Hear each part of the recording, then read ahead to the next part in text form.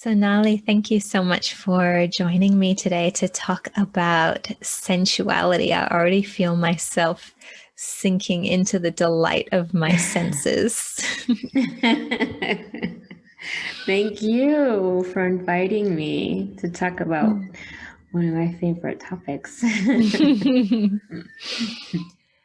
I'd love to start just by talking about what do we even mean when we say sensuality? What are we referring to? And how is it different from sexuality?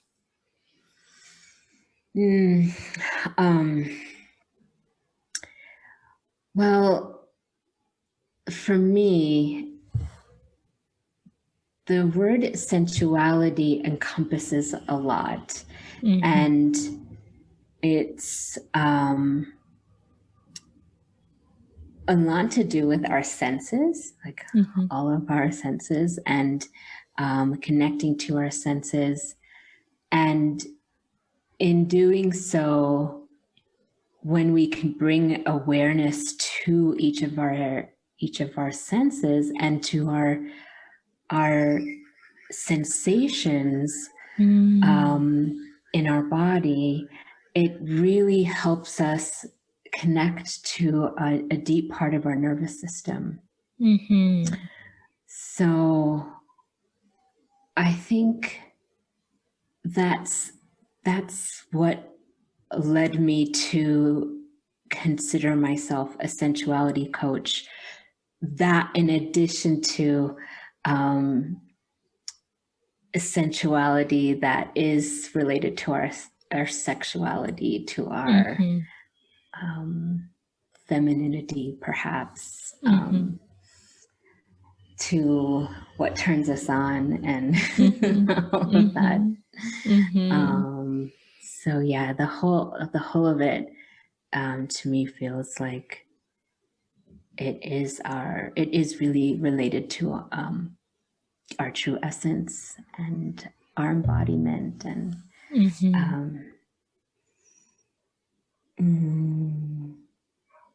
how we can really feel into and connect to a deep part of ourselves. Yeah. There's a number of different kind of aspects that you touched on that my brain immediately wants to go in 3 different directions. But it is, to me, it's also, there's like a sense of delighting in the senses. And I also think of the senses as our gateway and our anchor into the present moment. And the senses is something that can bring a lot of pleasure in our everyday life. Like, not as something, it can be something that is ritualized and special and takes place on a specific time and a specific day.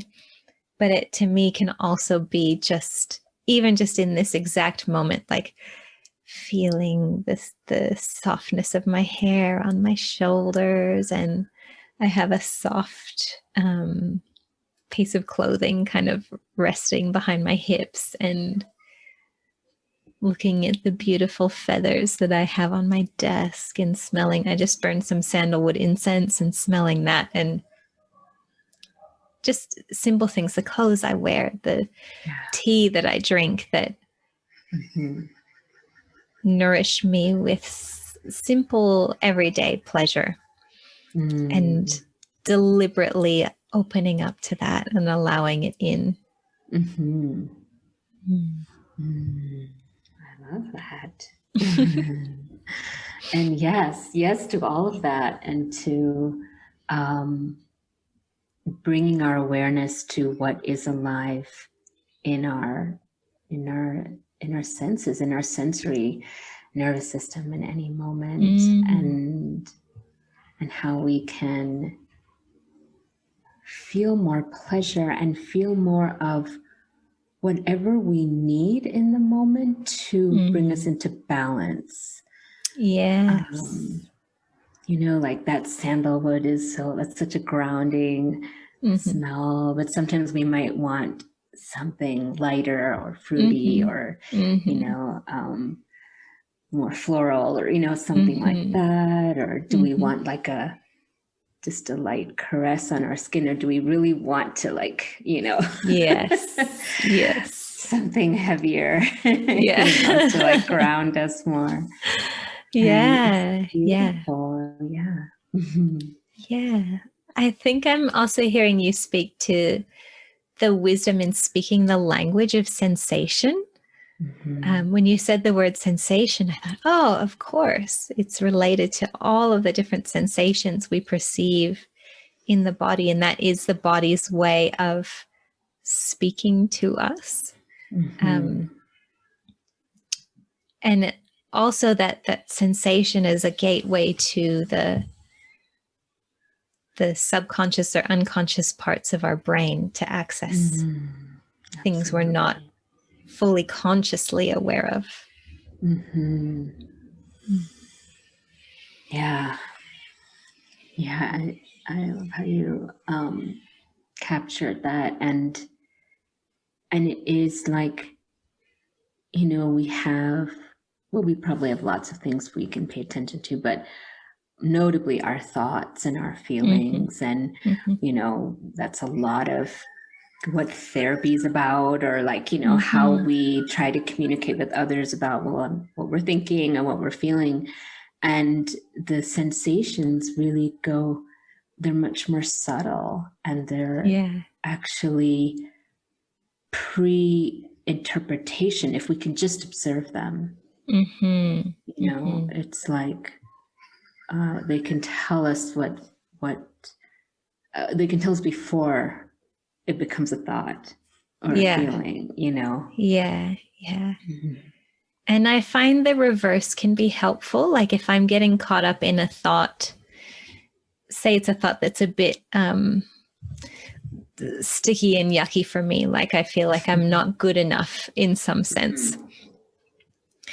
If I turn my awareness from that thought into the actual sensations associated with that, the sensations can be uncomfortable, but they don't feel quite as charged or overwhelming sometimes as the thought, although different people may have different experiences depending on, you know, where their nervous system is at. But yeah, it's interesting to me to go. That's probably like the number one question I ask my clients is, and as you say that, what are you noticing in your body? It's such a good question. Yeah. And I was just talking to a friend about a very common one for me is, am I feeling fear or excitement? Like, am I feeling nervous or am I feeling excited about something? And the sensations are very similar for both of those, but it is then a interpretation, you know, that I'm often going to the fear, scared thing. And it's like, wait, or it could be exciting. I'm out of my comfort zone. I'm trying something new. I have to kind of rewire it, you know? Yeah. It's funny, isn't it? Like like you say, the extra layer of an interpretation that we can get caught up in. All of we're very good at making meaning out of things, which is sometimes useful and sometimes not so useful. Yeah. I know, making meaning and creating stories. Yes. Yeah. I do know what you mean.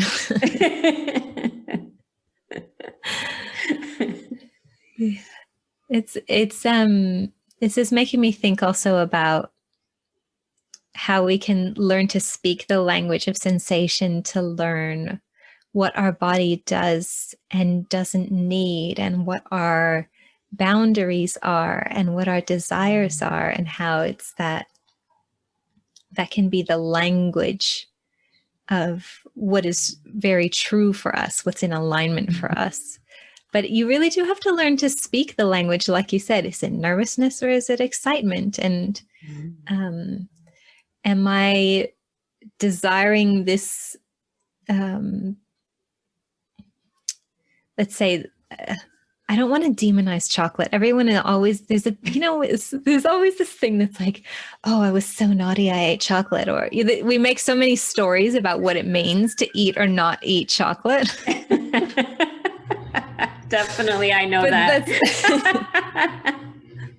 That's just the example that comes to mind. But say I'm craving chocolate. Is that because my body simply wants to enjoy the sensual pleasure of eating chocolate? Or is it because I like really don't want to do the thing that I'm supposed to be doing right now and I'm trying to escape that discomfort? And there's a lot of like discernment and wisdom that's involved in learning to speak that language of sensation. Yeah, I think it's not a language many of us get any kind of education or training around or anything like that. So yeah, as soon as we start to tune in, we have to relearn and recognize, pay attention. We don't have to, but that's the invitation, right? To see kind of what is our body like recommending for us or desiring or telling us, hey, this is a yes and that's a no. And it's kind of an interesting journey. Yeah. And I do think that at the heart of it, our body wants to move towards wholeness and health and goodness. And so if we trust that kind of deeper innate drive with that discernment of like, I don't know if I'm speaking in kind of abstract terms now, but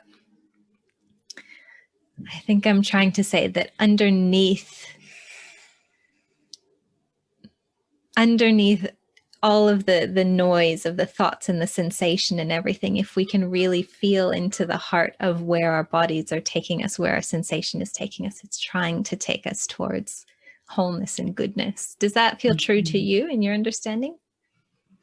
Yeah, it does. I do think, it absolutely does. And I think what you mentioned about the discernment piece is so critical there, because, there's that in that process as we're learning how to discern and understand,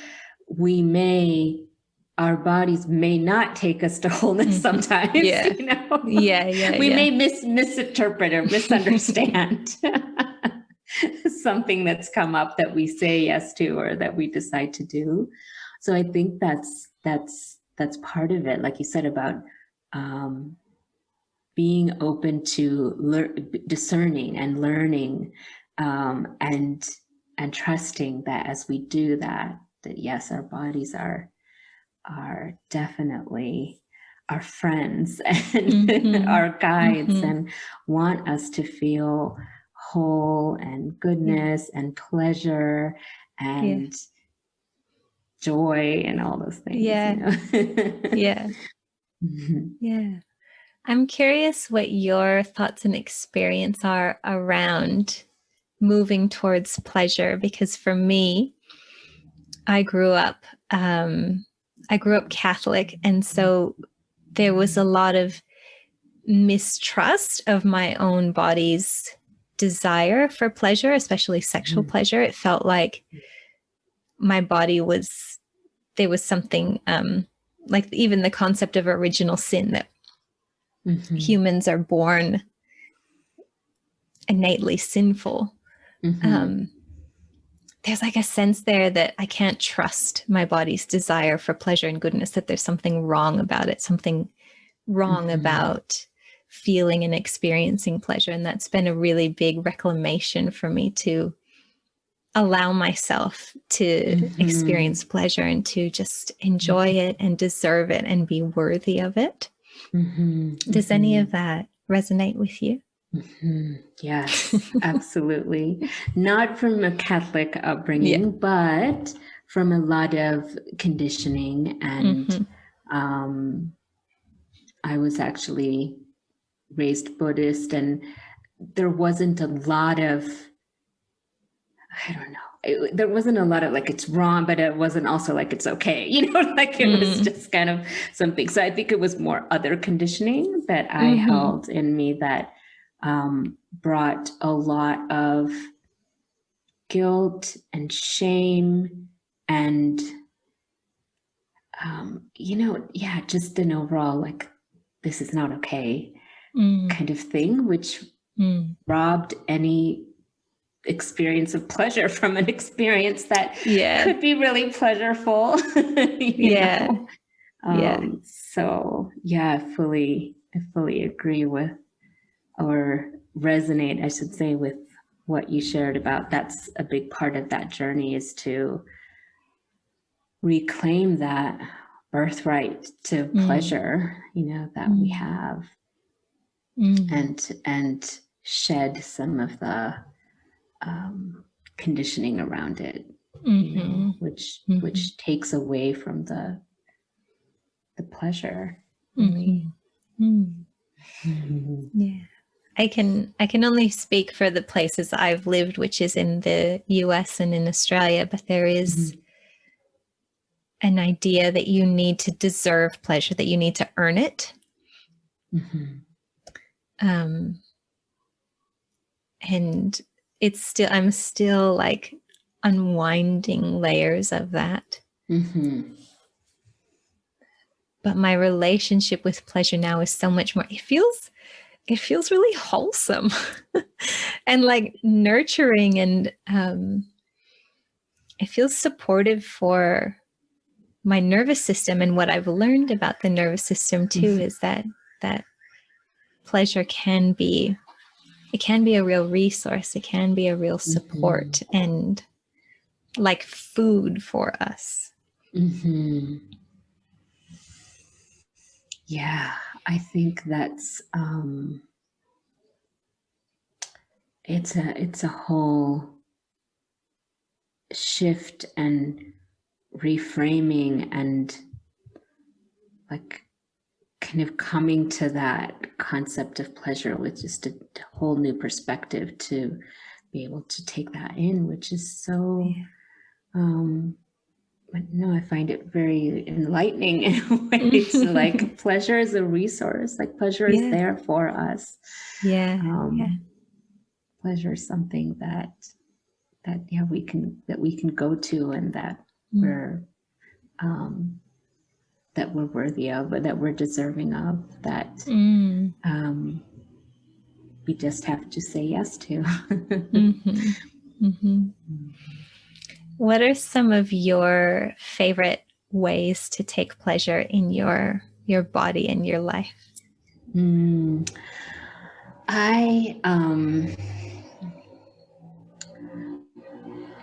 mean, for me, like we were talking about sensuality and senses, it really comes to like savoring sensual kind of pleasures. So, and that can be like food, or I love like scented oils and just massage, like just self-massage, you know.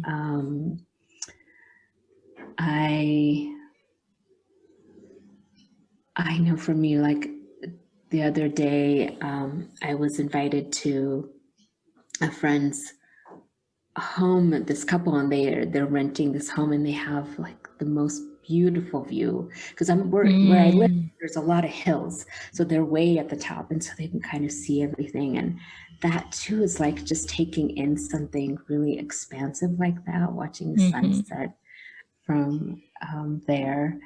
Not that it has to be such a grand thing, but but something like that is really brings a lot of, it's very pleasureful for me. What are some of your favorite foods and smells?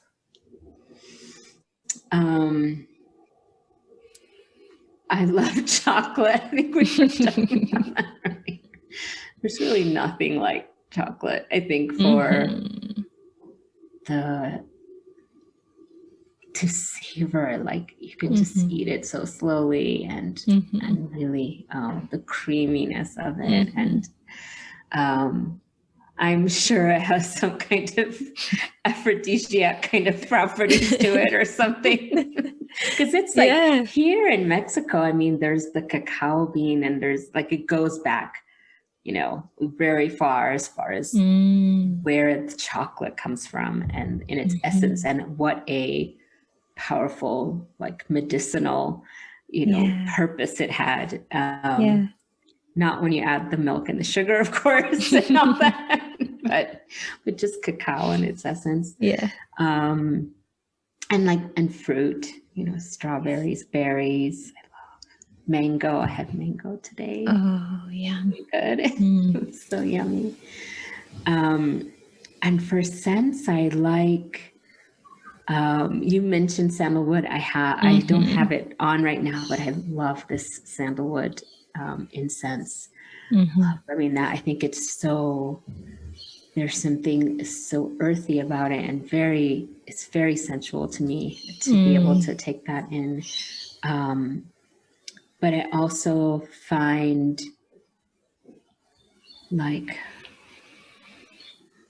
jasmine, like certain flower essences to be really like calming and soothing, and also kind of arousing as well, like everything together. Oh, and canela. Here they say canela, but cinnamon. I really like. Well, and I do think some of those things that you've named are known for being aphrodisiacs. Isn't Damiana, do you know the herb Damiana?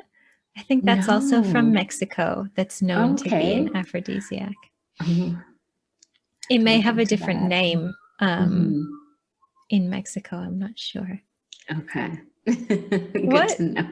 Just out of curiosity, what is your understanding of the benefits of cacao in a more of a medicinal sense?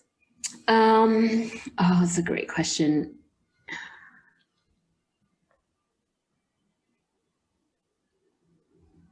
Well, of course it has like stimulant properties, you know, in it. But with cacao, and this is what I'm not an expert on, but I've gone to, here in Mexico especially, but other places, like many cacao ceremonies kind of thing. And there is this connection to the heart that's there, like it's a heart opener. And especially when it's done in a ceremony with the music and with the whole process of passing it from one person to another. And I have friends that used to do a lot of cacao ceremonies, and they do a lot of sound, kind of like a sound healing, like as afterwards as well. So the whole process was very, I mean, it just felt so grounding and nurturing, and yeah, this whole like heart opening experience. So I know there's a lot more to cacao, but this is what I remember. I consider myself definitely an amateur when it comes to plants and herbs and things like that, but I love them. I love learning about them and experimenting with them and making potions and things. And that is one of the things that brings me a lot of pleasure too, is like a lot of hot drinks actually, or even iced teas. I make a lot of herbal teas. I'll just like open my cupboard and go, who wants to come in the pot with me today and see which ones I'm drawn to? Oh, I love that. Or I make a cacao hot drink with different spices and supplements and things in it. Especially, I'm really into putting cardamom in it lately. So good. I'll just open the jar and smell it, and I have it in the pods, so it hasn't been powdered yet. So it's still, I think it retains a bit more of its potency that way, and it just. One of the ways that I take a lot of pleasure is in making things. It's not necessarily. Sometimes I get in the mood to cook, like lunch or dinner kind of dishes, and I do that. But I love making, I call them my potions. Like sometimes it's fermented things. Like the other morning, I was just seized, yesterday morning, by this desire to just make all of the things. I'm on day. I'm in I'm building up to ovulation in my menstrual cycle right now. So like the creative energy is building. And I was like, how about I have some creative energy like this for work? And my body was like, we want to make food. And I made preserved lemons. I made sauerkraut. I made like a seasoned salt with lemon zest and rosemary, and I love, I love like I put in some pepper. That there's some different pepper trees around the area where I live. They're not like the traditional black pepper, but you can harvest and eat the pepper berries off of them.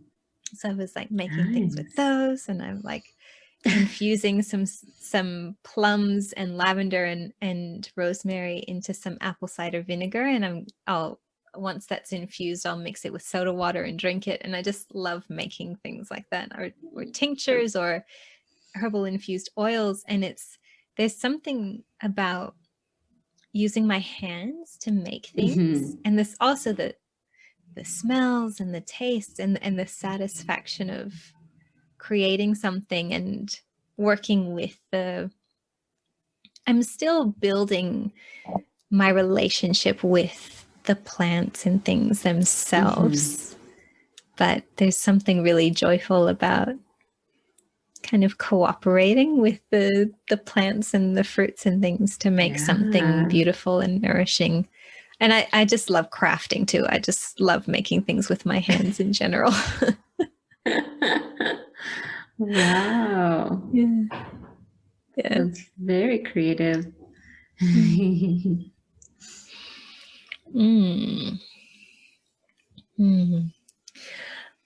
So since we're talking about pleasure, I'm curious how you might distinguish, because some people, I think, when they hear of pleasure, there's the idea of a guilty pleasure, or like, I don't know, hedonistic pleasure, or like pleasure can have some connotations that it's like too much, not good for you. How would you discern between pleasure that really is nurturing and nourishing and goodness, and what some people might call pleasure that is not doing good things for you? I mean, I think that that kind of goes back to what we were talking about before with our sensory system, our sensations, and all that. So if there's something that brings pleasure, and that's pleasureful, and it leaves the body feeling good and feeling more resourced, or it's really enjoyed, the experience, I would say that's a pleasure that's, I don't know what our word is, like wholesome or whatever it is, or like, or that's like almost like aligned for the body, kind of thing. Yeah. I don't know if I have much to add to that. I think that's a great answer. Well, I mean, I think it could be any different kinds of things. And it's not to say that, we know like there's pain that can bring pleasure. There's, there's so many things that can bring pleasure.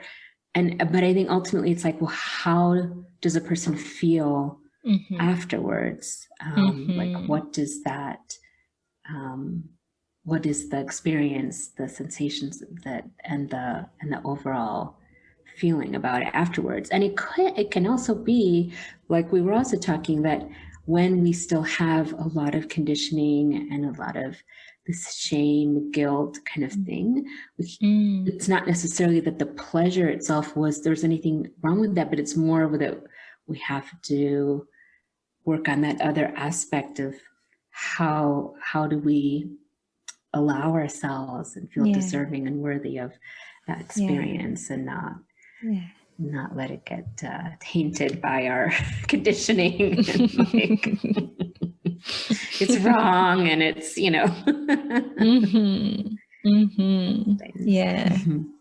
Yeah, that's a good point, that how you feel afterwards, the effect that pleasure has on your body tells you a lot. But it's also true that the experience of pleasure may bring up shame. And shame is not necessarily a signal that the pleasure was bad. It's a signal that you received some messages that weren't good for you. And the shame needs some attention.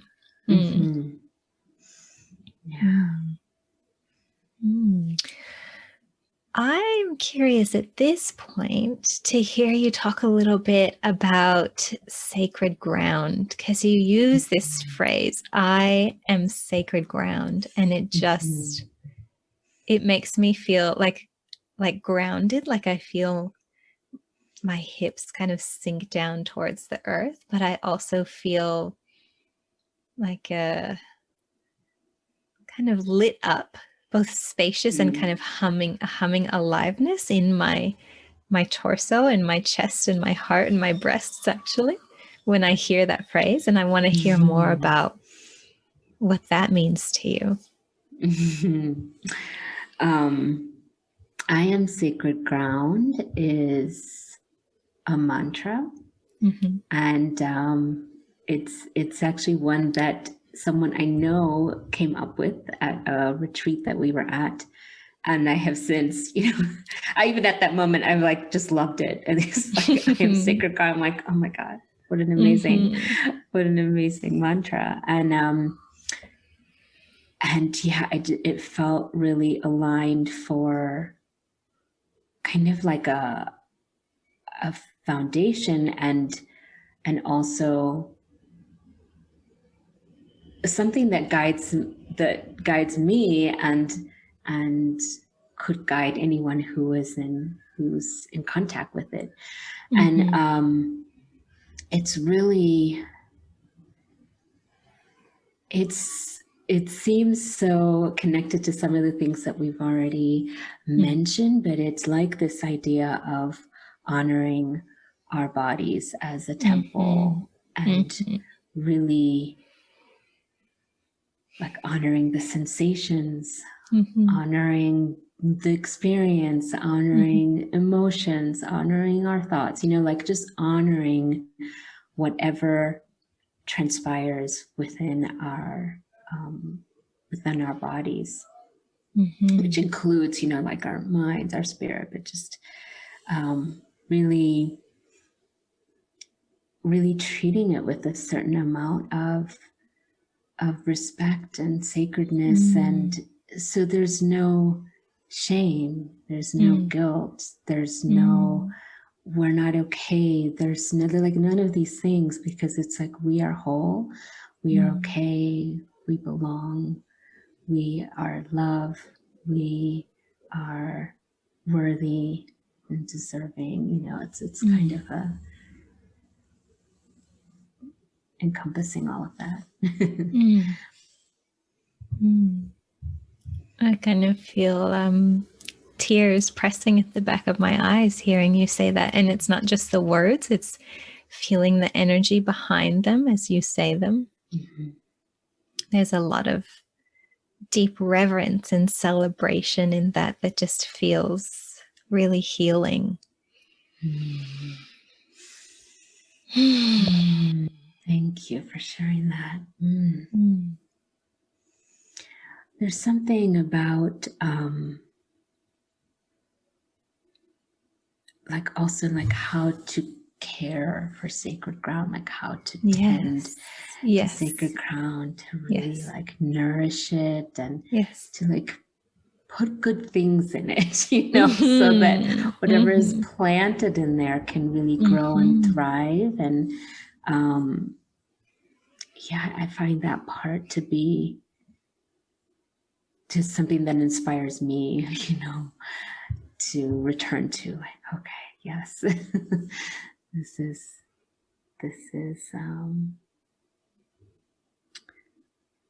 is the body I've been given, you know, to tend to. Yeah. Oh, that makes me feel so much like tenderness and sweetness towards my own body.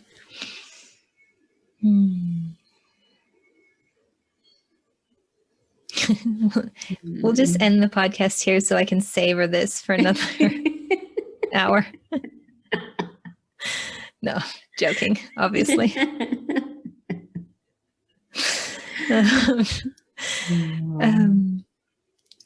Have you always felt this way about your own body, or do you have some stories about shame to share with us?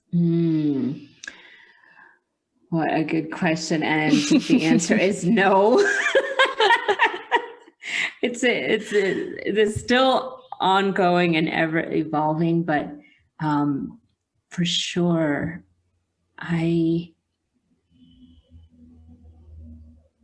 it's like I honestly can't, like, if I think of my like childhood and adolescence and adulthood until recent years, I don't know that there was ever a point that I felt like I'm okay, my body's okay.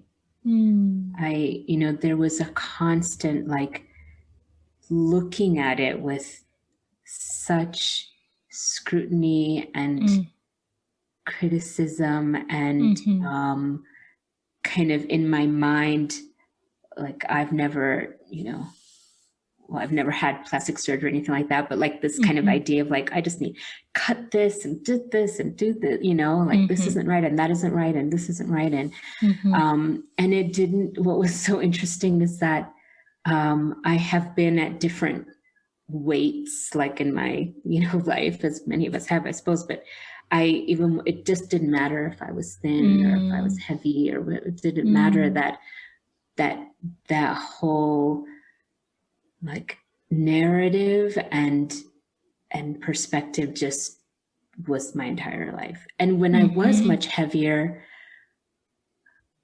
I could then have the awareness of, oh, but I really wasn't happy when I was like 50 pounds less than I am. You know, like that. There was that awareness. I know that it's like, well, I'm here now, but I know I'm overweight, and then everything that comes with being that much overweight, and so it's been really like, this has been such a journey of trying to befriend my body and bring love in, and just let that the harshness that I was carrying kind of let go, you know, bring compassion and appreciation.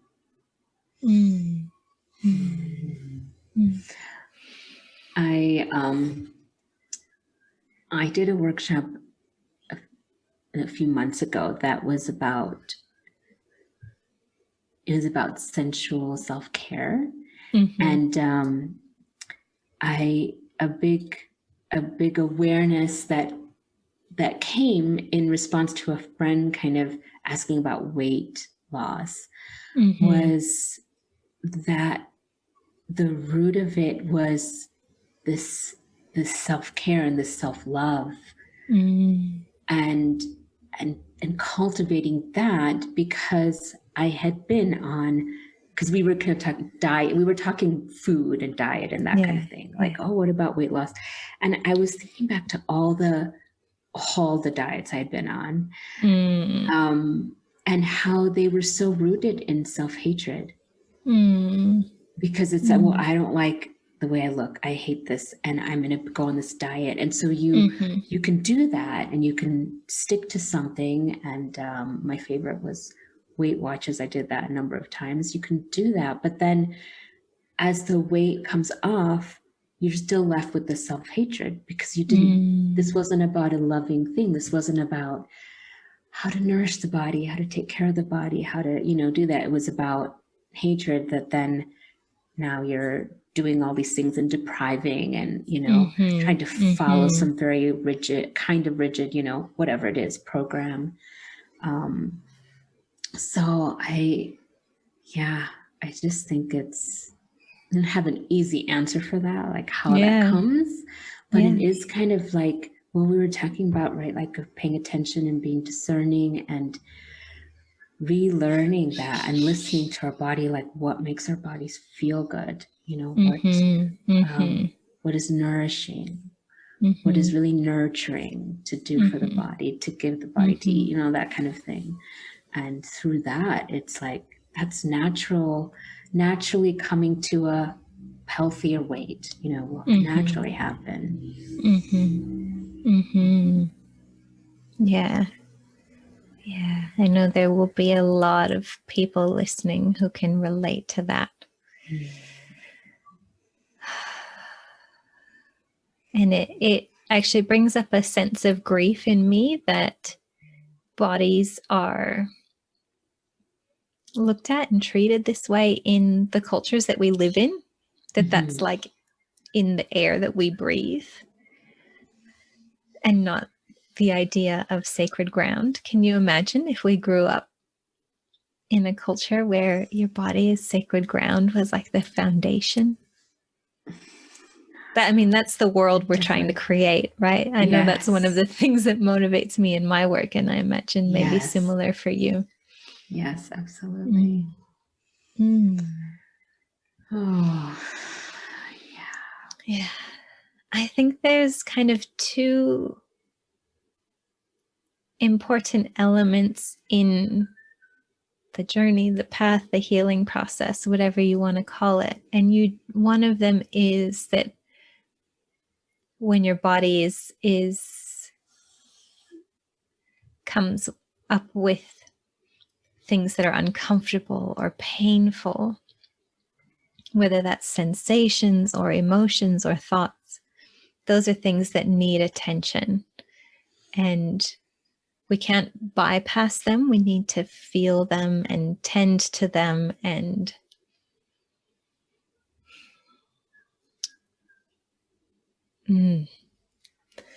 there's a lot of nuance there, but they need attention and love and to be felt. I don't think that you can bypass feeling them to a certain degree. But also, I think the path of, or the element of pleasure and that kind of care and love is also healing. It's like you can't completely go into the pleasure and bypass the discomfort.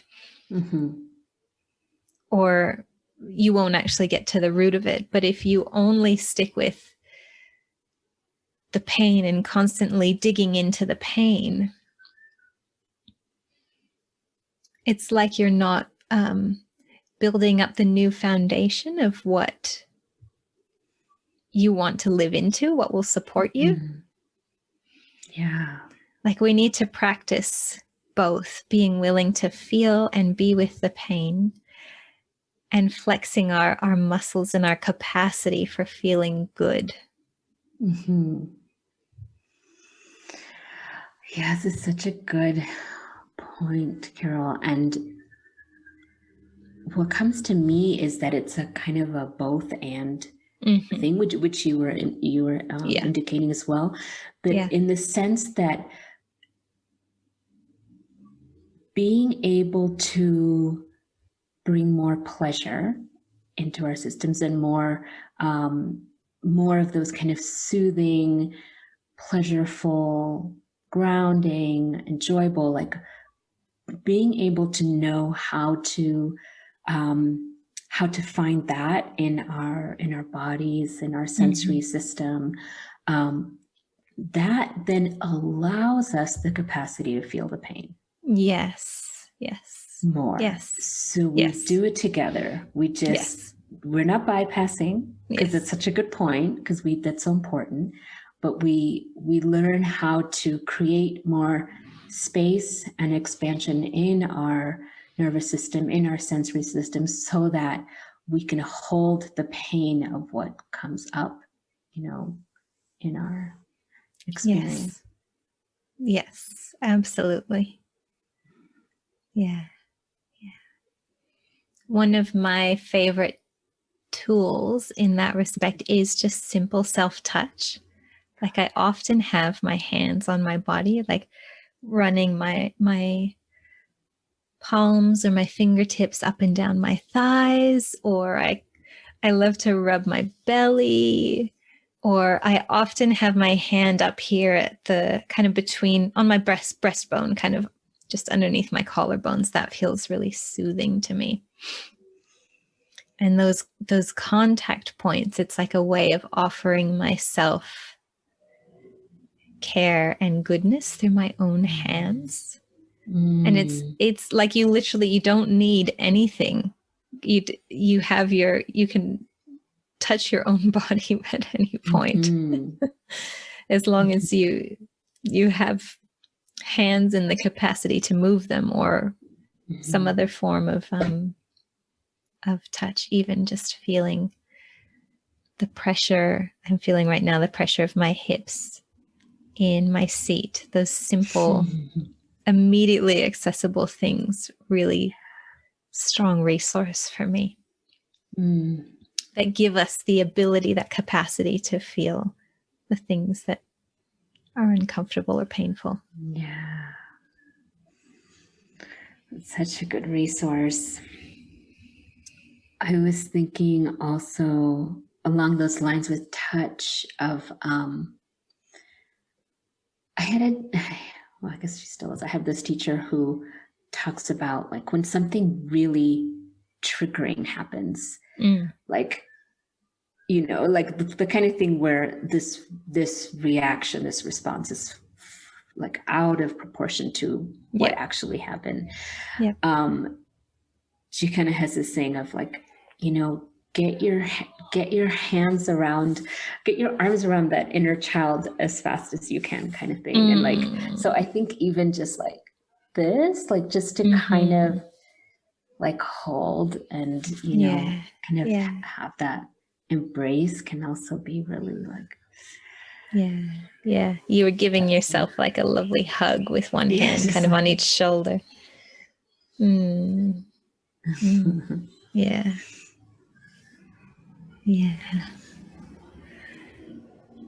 I'm curious to talk a little more about how we can use sensuality as a tool for healing and a support for healing, especially around the feeling of being not good enough.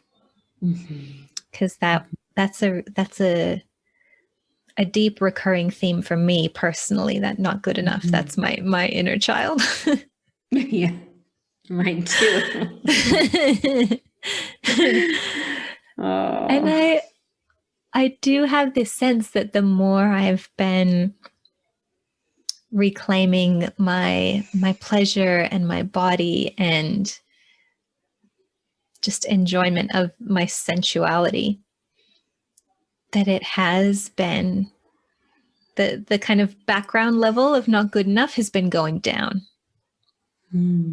Does that feel true for you in your experience? Yeah, it's always good to hear when that's, that you've made that happen. And yeah, I think so for me as well. I do think it was such a pervasive kind of a belief and a kind of feeling that it is less, it is better, and it is there. So like it just shows up. I think what comes to me about it is, and just to, I know we've talked about it, but this also, I think, relates to this idea that's become very prominent for me around sensual sovereignty. So the sensuality and then the sovereignty as well, because part of what I think the process is, and part of what I feel like sensual sovereignty is that we are able to like bring in our power like into our bodies. So it's not like we're looking, outside for a lot of this, the validation, and like we are okay, or we are worthy, and we are, so I'm not saying that happens overnight or that's some kind of an easy process, but it is like when we're able to do that, then we only have to look to our own inner guide as like, we are okay. Like it's just not affected by what is going on outside of us. I'm not saying I'm there, but I'm just saying that it's something to, just cultivate, like we're talking about all these other things as we slowly get to know more, because we can trust more then. We can trust more of our inner experience, of how we feel, what feels good, what doesn't feel good. We can learn to trust that we're okay, that whatever we're experiencing in our body is okay. And it takes away the power from the people that we might otherwise look to make us feel okay, Yes. Yeah. My body just had a big sigh when you were saying that.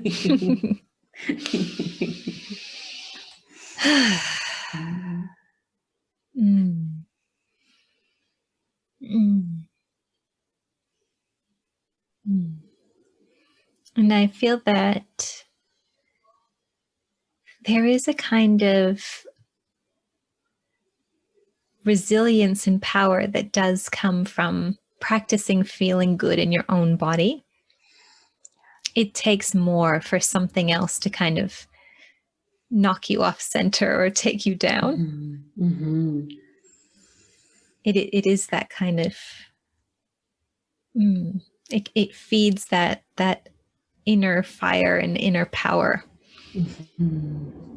Even if it doesn't, and when I use the word power, like it can be something that is fierce and bold when it needs to be, but there can also be just a gentle resilience and softness that's powerful too. Absolutely. Like being able to retain that gentleness and softness is powerful. Yes. Oh, yes. I love that.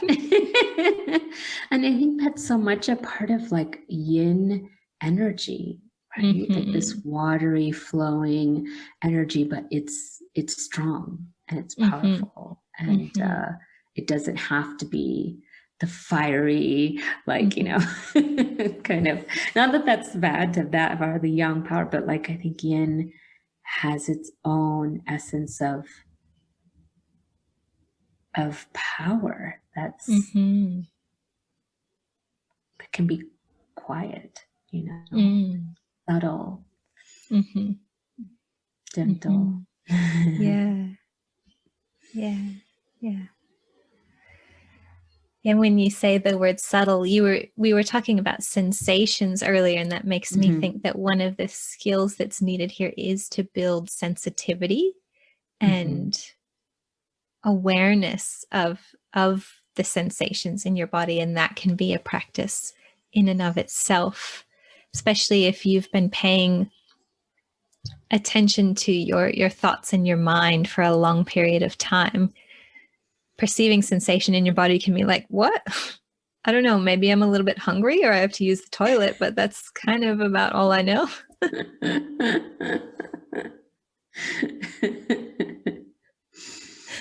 Yeah, it's like it's almost like its own meditation or mindfulness kind of practice, you know, because it does involve getting very, very still for at least a moment, you know, to observe subtlety that we might otherwise just totally ignore very naturally, because we're not trained to do that. Yeah. Even just as we're having this conversation, I can notice more subtle sensations and pulsate. Like there's a little bit of a kind of subtle pulsation in my calves. And it's funny, I don't normally notice a lot in my calves, but that's just where I'm feeling it right now. It's just all these subtle sensations happening in my body. And that, I think, also speaks to how this work is very much something that we can do together, that happens with other people. I think we are social creatures. We're designed to relate to each other and depend on each other and support each other. And of course, there's plenty you can do on your own, but there's a lot of value and power from going here together. Oh, yeah, I think that's such an important way that we can regulate our own system is with someone else, right? And co-regulate together, like sense the person. That can be immensely in itself so calming, just to be with someone who's got a very regulated system. Is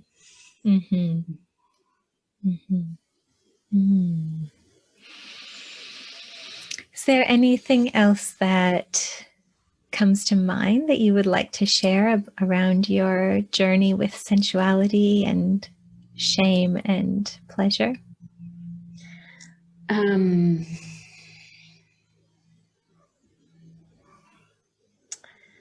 Well, I guess something that is like, I guess it's been there my whole life, but it's something I'm only in more recent years paying more attention to, is the idea of like oppression that we hold in our bodies, and how that relates to shame, and how the big ones for most of us are with the patriarchy, this kind of like the power over kind of shame that we've kind of talked about with religion and everything, but also white supremacy and the kind of oppression that brought, especially to women of color, to come in to the world knowing that they're not, like, with this kind of experience that they're not okay, you know, because they don't, because they're of color, you know, and just kind of how navigating all of this, it complicates, like, what the experience is, and how to manage shame, and how to understand what we're holding in our bodies. Really, everyone, you know, that we're holding, that in that way of oppression that keep us also small, you know, because there's just these oppressive systems. Yeah. So I know that's a lot there to even try to unpack, but it's just something I wanted to mention because it has come up in, all of this, this exploration and awareness. Yeah. Makes a lot of sense. A lot of sense. And I think whatever identities you hold, it's important to understand that these forms of oppression are in our bodies. They're not just in our thoughts and in our minds. And so we need to meet them on the level of the body too. And if for people who are white like me, we have it in our bodies too, and we have a responsibility to take ownership of that and tend to that, because the white supremacy we hold in our bodies, it harms us too, and it's definitely harming people of color. And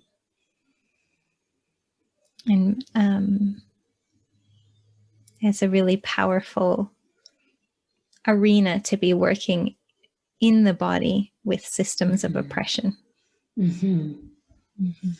Yeah, absolutely. And I think, with the work we're doing and a lot of our colleagues of just having that awareness of the body, I think this is,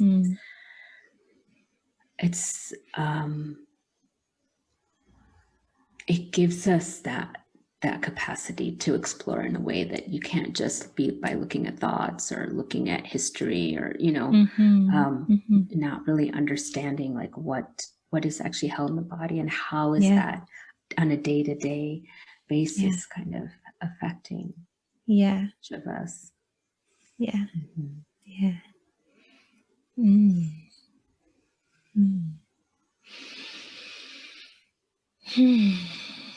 I've got my hands going up and down my thighs again, just kind of enjoying that sensation.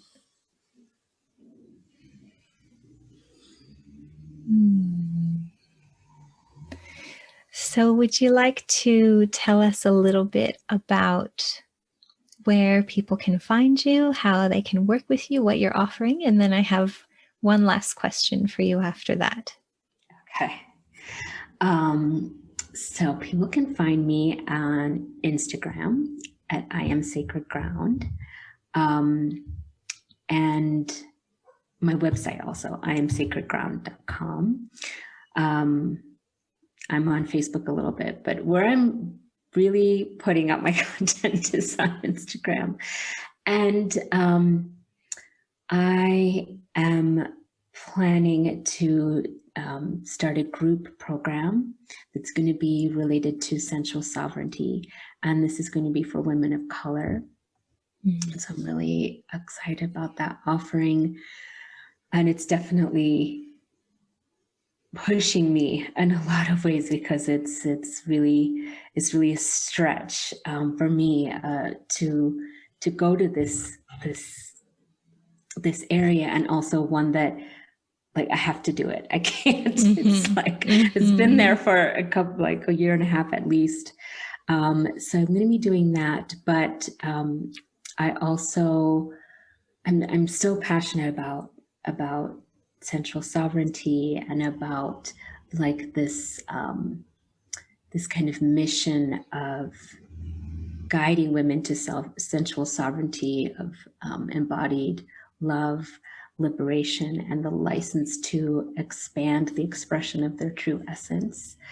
And I like, I would say that like it feels powerful to me, feels much bigger than me. And it's something that I'd love to offer one-on-one clients as well who are interested. So yeah, thank you.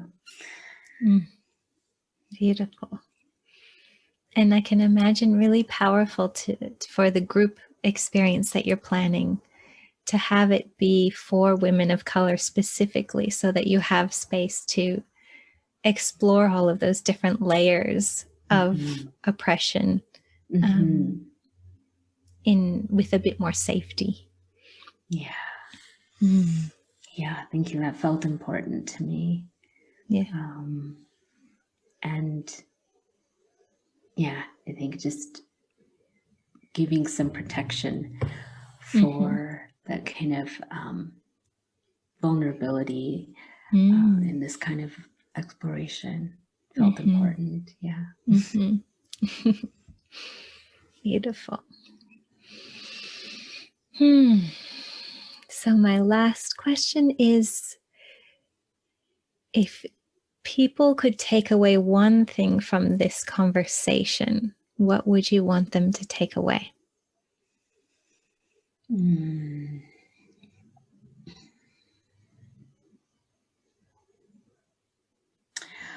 I'd want them to take away,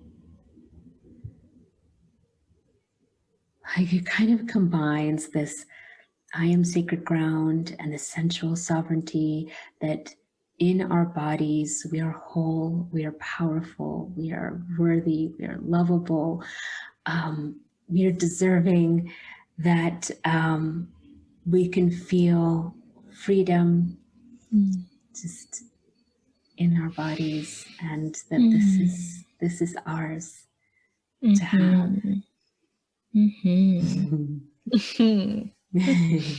Yes to all of that.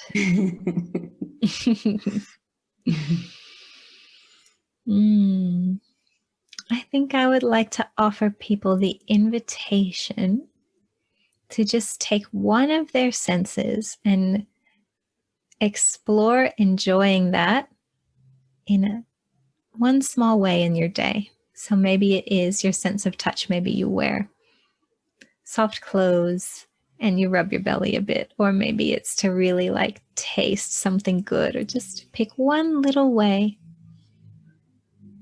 to dive a little deeper into enjoying one of your senses and see what happens.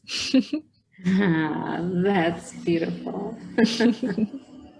Actually, as I'm looking at you, you have this plant next to you, and I'm wanting to like run my fingers through it and feel it. It's got almost like, it doesn't look spiky, but it looks like, I don't know. What does it feel like? It's not spiky. It's very easy to just, run your hands through, but it kind of has a very, like a little bit like I'm in a jungle or something.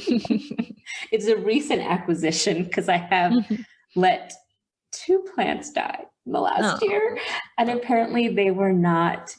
This is a plant for shade I found after I went to this time with another friend who knows plants better. This is a plant for shade. The other 2 that I had were the same plant, and they were more for the sun. And they did not last. So I feel like there's a metaphor in there somewhere if we look for it. Somewhere there's some lesson.